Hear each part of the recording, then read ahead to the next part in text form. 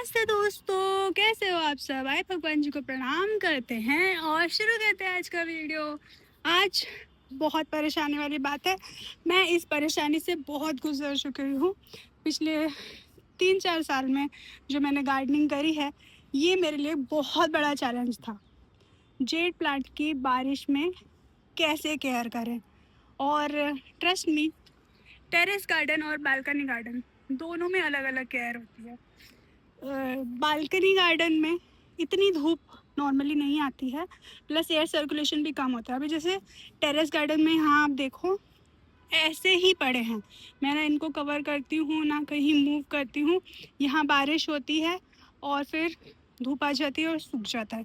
कुछ भी केयर नहीं कर रही हूँ। और ये मेरे हिसाब से तो जिस तरह से मेरे रहते हैं उससे तो बहुत बहुत अच्छे हो रहे हैं। सच बोल रही हूँ, बिल्कुल सच। देखो, कुछ भी नहीं डालती, ना खाद डाला है ना कुछ डाला है, और ये अच्छे हो रहे हैं। बस एक चीज़ का ध्यान रखा है, जब मैंने इनकी मिट्टी बनाई थी, सॉइल बनाया था। और मैं तो वैसे कटिंग ऐसे लेके कहीं पे भी लगाती रहती हूँ। बट एक चीज़ मैंने बहुत ध्यान दिया था कि जो सॉइल होगा वो वेल ड्रेनिंग होगा। ऐसे नहीं होगा उसमें चिकनी मिट्टी नहीं है। अगर किसी में चिकनी मिट्टी ज़्यादा थी तो मैंने उसमें थोड़ा कोकोपीट मिलाया, जिससे कि वो ना पोरस हो जाए। और रेत मिलाई थी, रेत मेरे पास थी तो मैंने उसमें मिला दी। तो अगर आपको लग रहा है बारिश में कोकोपीट नहीं मिलाना है, बिल्कुल नहीं मिलाना चाहिए, सही बात है। तो आप रेत मिला सकते हो।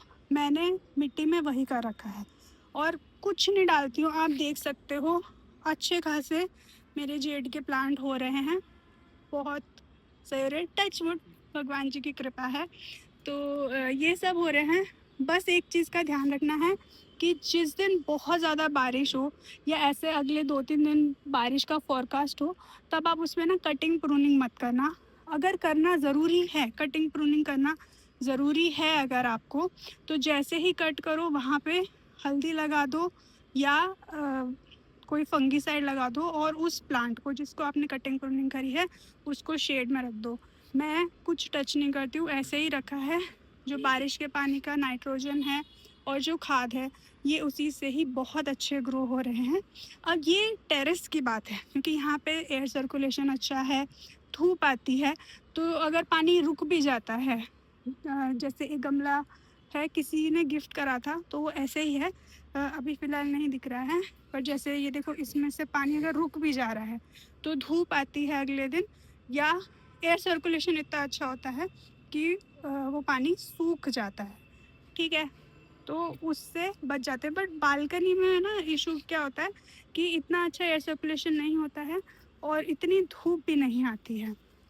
तो बालकनी में मैं ऐसी जगह रखती हूँ जहाँ पे पानी नहीं पड़े, पानी नहीं गिरता है, उतना ध्यान रखना है। और ये देखो कितना प्यारा रेड कलर आया, पहली बार आया, पता नहीं कैसे बट वो आया है। तो बालकनी में मैं ये काम करती हूँ कि ऐसी जगह रखती हूँ जहाँ पे बारिश का पानी नहीं आए और उसका ड्रेनेज होल बराबर हो। ड्रेनेज होल अगर सही नहीं होगा तो पानी रुक जाएगा और फिर ये हमारा प्यारा सा जेट प्लांट गल जाएगा। और ट्रस्ट में मैं कुछ नहीं देती हूँ, बारिश के पानी से अच्छे हो जाते हैं। 2-3 महीने में एक बार वर्मी कंपोस्ट जाती है, और चाय की पत्ती वो रेगुलर जाती है। जो यूज़ चाय की पत्ती है वो हम रेगुलर डालते रहते हैं, उससे अच्छा हो जाता है। तो इतना इजी, प्यारा सा सुंदर सा प्लांट है, कुछ करने की ज़रूरत नहीं है। और मेरे तो मोस्टली सब फ्री के हैं, मैक्सिमम फ्री के ही हैं। एक आध कोई अगर लिया होगा तो वो भी ऑफ़र की वजह से लिया था। हाँ, एक आया था मेरे पास, दिखाती हूँ, ये वाला। ये कुछ आई थिंक 1 रुपीज़ का वो लोग दे रहे थे, या ये अलग पत्तियां हैं, देखो इसकी पत्तियां थोड़ी अलग हैं इस वाले से। तो इसलिए मैंने लिया था। हाँ, 1 रुपये ऐसा कुछ ऑफ़र चल रहा था कि आप प्लांट खरीदोगे तो 1 रुपये में मिल जाएगा, तो हमने ले लिया था। बाकी सब कटिंग इधर उधर से गिरी हुई मिली थी मुझे। एक अंकल उनके कट करके साइड में रख देते थे, तो मैं वहाँ से आते जाते उठा लेती थी, तो उससे ही सब बने हैं। और एक टोपियारी भी बनाने की कोशिश करी थी, बट अब वो इन सब में खो गई है। और ये देखो, ये है ये मैंने बेटे के ऐसे टॉफ़ी कुछ आता है खाने की स्नैक्स, स्वीट कुछ आती है, उसका ये डब्बा है। उसमें अभी तो जड़ इसमें चली गई है। मैंने इतनी सी डंडी लगाई थी इसके अंदर कि मैं इसको बाद में चेंज करूँगी।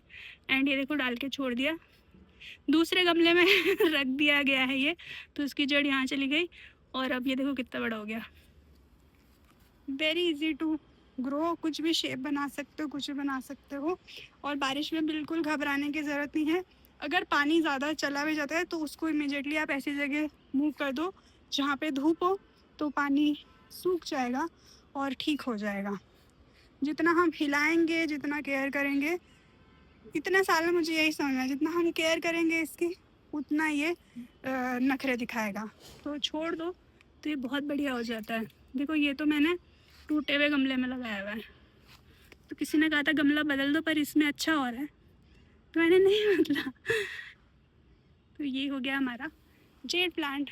बस ऐसे ही केयर फ्री रहो। और हल्दी हल्दी आप डाल सकते हो अगर आपको कहीं लगे थोड़ा गल रहा है। एक मेरा जो ऐसे है गल गया था क्योंकि मैंने उसको कप वाला कप में लगाया था और पानी ज़्यादा हो गया था, तो जहाँ से गल रहा था मैंने वहीं से कट किया और दूसरे गमले में लगा दिया और उसको छोड़ दिया, प्लांट्स के बीच में रखा और उसको एकदम छोड़ दिया, वो अपने आप सही हो गया। तो जितना आप उसको छोड़ दोगे ना, बस इतना ध्यान रखना है कि फिर वापस ओवर वाटरिंग नहीं करनी है। एक बार हो गई तो कोई बात नहीं, इतनी सी डंडी से हो जाता है, बस एक नोड उसकी मिट्टी के अंदर चली जाए, छोड़ दो, भूल जाओ, अपने आप अच्छा ग्रो हो सकता है।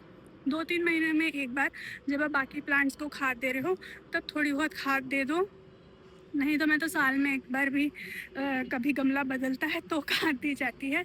और बारिश तो अपना नेचुरल फर्टिलाइज़र है ही बेस्ट।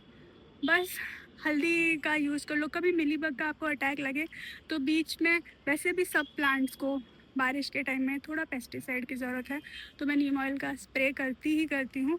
तो उसके साथ सब पौधों का एक साथ हो जाता है। हफ्ते में एक बार या 15 दिन में एक बार नीम ऑयल का स्प्रे करना वैसे भी अच्छा होता है कीड़ों वगैरह से बचाने के लिए। तो बस यही थी आज की मेरी छोटी सी वीडियो।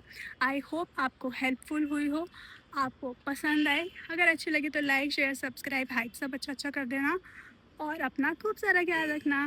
Bye bye.